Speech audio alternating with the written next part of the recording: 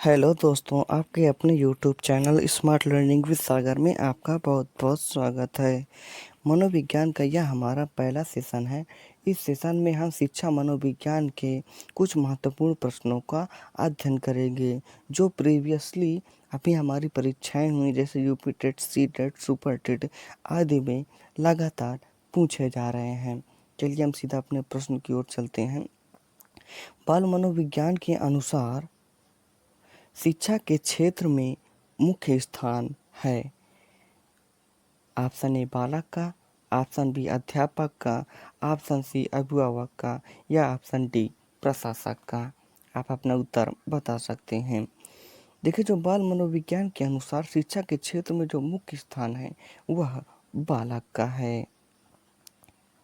वर्तमान समय में बाल केंद्रित शिक्षा दी जा रही है।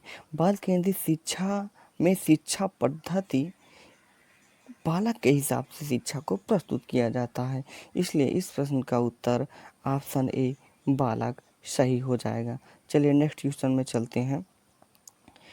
शिक्षा मनोविज्ञान के क्षेत्र में सबसे बड़ा योगदान है। ऑप्शन ए विषय केंद्रित शिक्षा, ऑप्शन बी क्रिया केंद्रित शिक्षा, ऑप्शन सी शिक्षक केंद्रित शिक्षा या ऑप्शन डी बाल केंद्रित शिक्षा।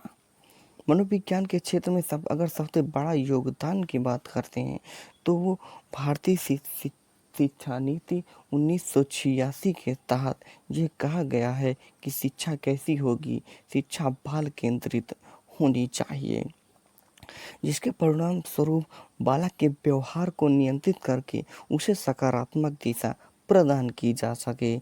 इस प्रश्न का उत्तर ऑप्शन डी बाल केंद्रित शिक्षा हो जाएगा। चलिए नेक्स्ट क्वेश्चन में चलते हैं। मनोविज्ञान प्रारंभ में किस विषय का अंग था? ऑप्शन ए दर्शन शास्त्र, ऑप्शन बी नीति शास्त्र, ऑप्शन सी तर्क शास्त्र या ऑप्शन डी भौतिक। आप अपना उत्तर बता सकते हैं।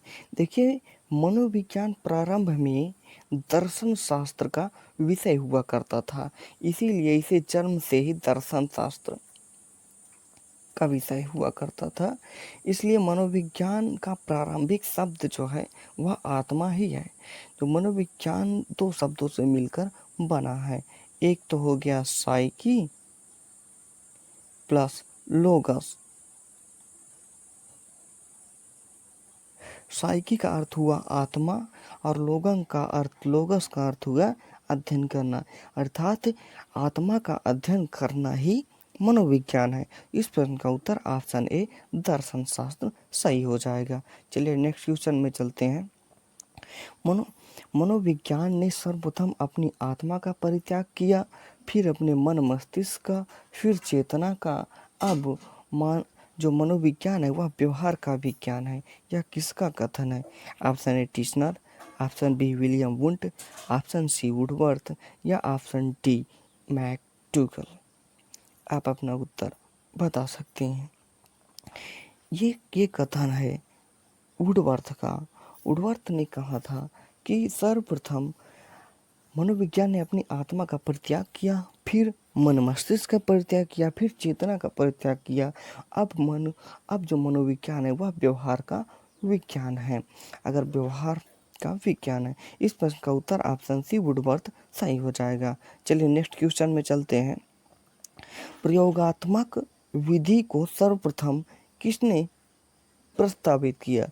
Option A William Wundt, option B पियाजे, ऑप्शन सी मैकडूगल या ऑप्शन डी कोहल बर्ग ने। आप अपना उत्तर बता सकते हैं। देखिए, विलियम वुंट ने 1879 में जर्मनी के लीप्जिग शहर में एक प्रयोगशाला स्थापित की। इसीलिए विलियम वुंट को प्रयोगात्मक मनोविज्ञान का जनक कहा जाता है। तो इस प्रश्न का उत्तर ऑप्शन ए विलियम वुंट एकदम सही हो जाएगा। चलिए नेक्स्ट क्वेश्चन पे चलते हैं। शिक्षा मनोविज्ञान है।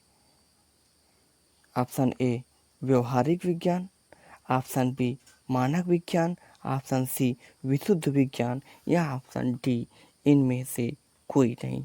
शिक्षा मनोविज्ञान एक मानक विज्ञान है, जिसमें व्यक्ति को लक्ष्य केंद्रित शिक्षा दी जाती है। इसके द्वारा मानव के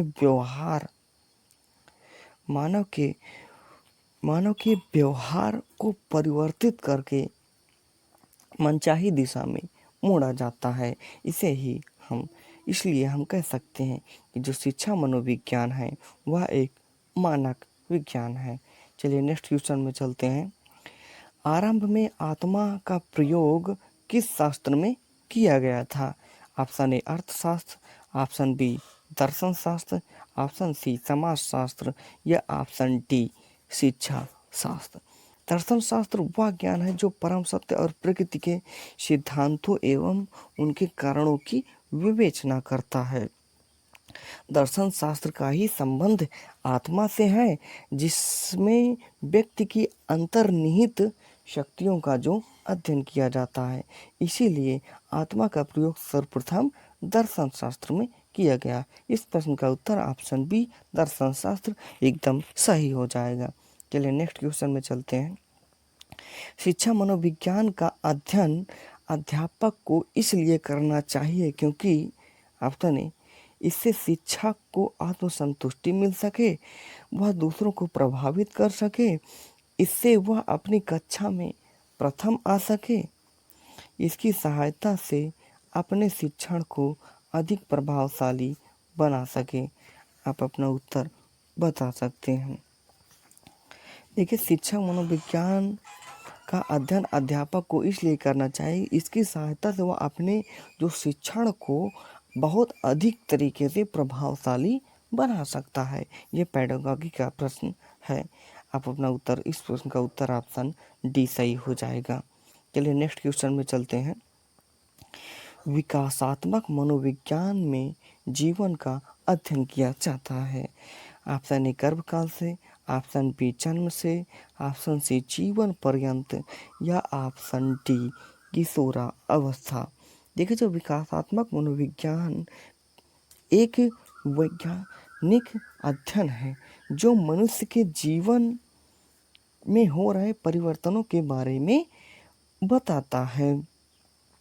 तो इस प्रश्न का उत्तर जो मानव के जन्म से लेकर किशोरा अवस्था और उसकी मृत्यु तक चलता है, इसलिए इस प्रश्न का उत्तर ऑप्शन बी जन्म से प्रारंभ होता है। चलिए नेक्स्ट क्वेश्चन में, मनोविज्ञान शिक्षा का आधारभूत विज्ञान है, यह कथन है। Option A B N Jha का, ऑप्शन बी स्किनर का, ऑप्शन सी डेविड का या ऑप्शन डी वुडवर्थ का। देखिए, मनोविज्ञान शिक्षा का आधारभूत विज्ञान है। इसके अलावा अगर बात करें, मनोविज्ञान अपना अर्थ शिक्षा से जो सामाजिक प्रक्रिया से है, मनोविज्ञान एक व्यवहार संबंधी विज्ञान है। ये सब कथन किसके हैं? ये सब कथन B.F. स्किनर जी के हैं। चलिए नेक्स्ट क्वेश्चन में चलते हैं।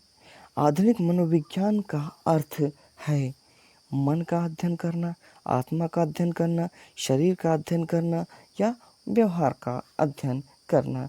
आधुनिक मनोविज्ञान में व्यवहार का अध्ययन किया जाता था।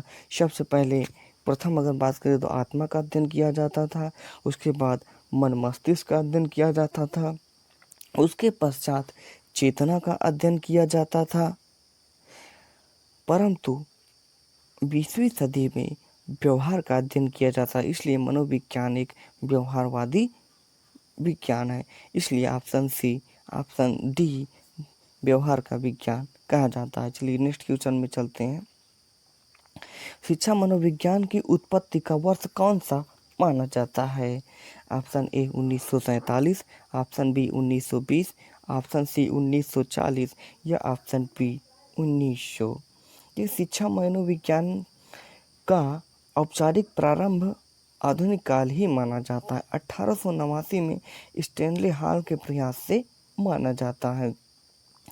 तो इस प्रश्न का उत्तर ऑप्शन डी 19वीं शताब्दी में ही शिक्षा मनोविज्ञान का प्रारंभ माना जाता है। शिक्षा मनोविज्ञान जी के जनक थॉर्नडाइक जी थे, जिन्होंने अपनी पुस्तक एजुकेशन एंड किया था। चलिए नेक्स्ट क्वेश्चन में चलते हैं। शिक्षा मनोविज्ञान के संबंध में कौन सा कथन सही नहीं है? मानव व्यवहार का अध्ययन से। शिक्षा मनोविज्ञान का संबंध किससे है? मानसिक प्रक्रिया के अध्ययन से है, सीखने के तरीकों से अध्ययन से है, या संचार माध्यमों के अध्ययन से है? शिक्षा मनोविज्ञान की वह शाखा है जिसमें शिक्षा को मनोवैज्ञानिक रूप से अध्ययन कराती है।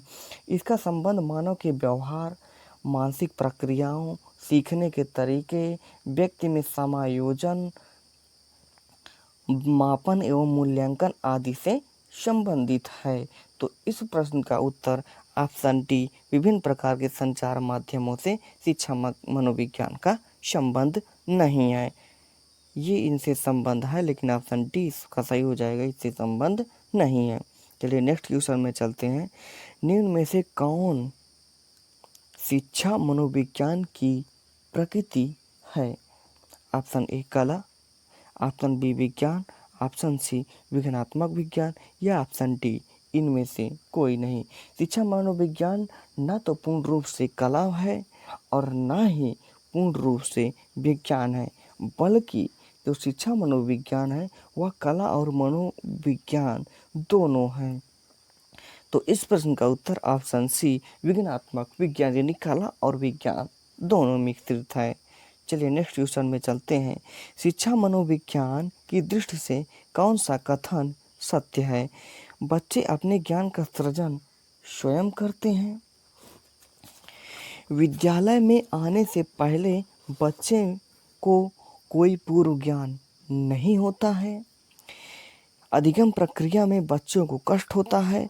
बच्चे यथावत रहते हैं जो उनको पढ़ाया जाता है। आप अपना उत्तर बता सकते हैं। देखिए इस प्रश्न का जो उत्तर होता है, बच्चे अपने ज्ञान का जो सृजन होता है वह स्वयं करते हैं, उन अपने मेहनत से करते हैं, इसलिए ऑप्शन ए बच्चे अपने ज्ञान का सृजन स्वयं करते हैं, यह प्रश्न कथन सत्य हो जाएगा। चलिए नेक्स्ट क्वेश्चन में चलते हैं। बाल मनोविज्ञान के आधार पर कौन सा कथन सर्वोत्तम है? सारे बच्चे एक जैसे होते हैं, कुछ बच्चे एक जैसे होते हैं, कुछ बच्चे विशिष्ट होते हैं, यह प्रत्येक बच्चा विशिष्ट होता है। बाल मनोविज्ञान के अनुसार प्रत्येक बच्चा विशिष्ट होता है। बच्चे विभिन्न प्रकार की योग्यता एवं क्षमता प्रदर्शित करते हैं।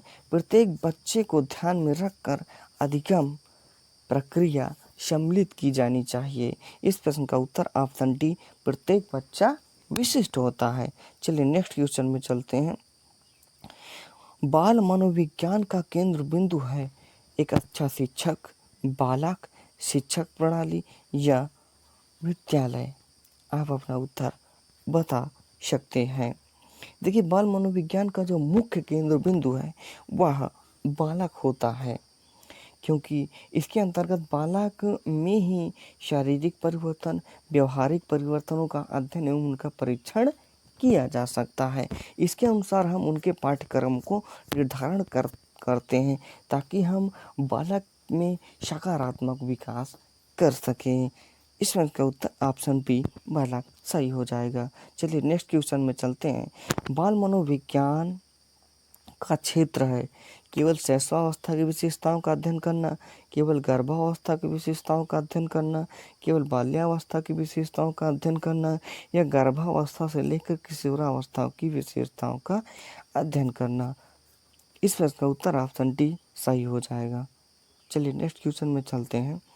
मक्ताब शिक्षा किस स्तर पर दी जाती थी? ऑप्शन ए प्राथमिक शिक्षा या ऑप्शन बी उच्च शिक्षा।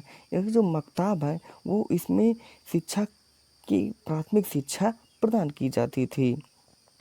मक्ताब का अर्थ है उस स्थान से जहाँ बालक पढ़ना लिखना सिखाया जाता था।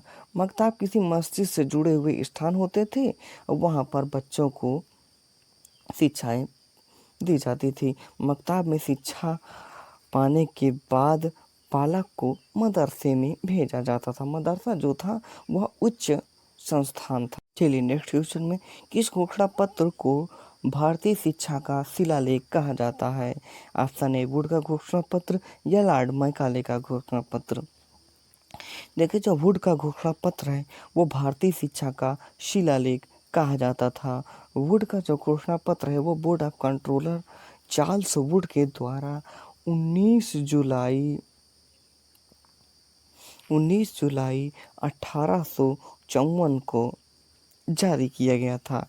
तो इसे ही वुड डिस्पैच कहा जाता है। इस प्रश्न का उत्तर ऑप्शन ए सही हो जाएगा। चलिए नेक्स्ट क्वेश्चन में चल। प्लीज़ आप सभी लोग हमारा चैनल स्मार्ट लर्निंग विद सागर को सब्सक्राइब करें और बेल आइकन जरूर दबा दें ताकि हमारे वीडियो की नोटिफिकेशन आप तक पहुंच जाए। बहुत बहुत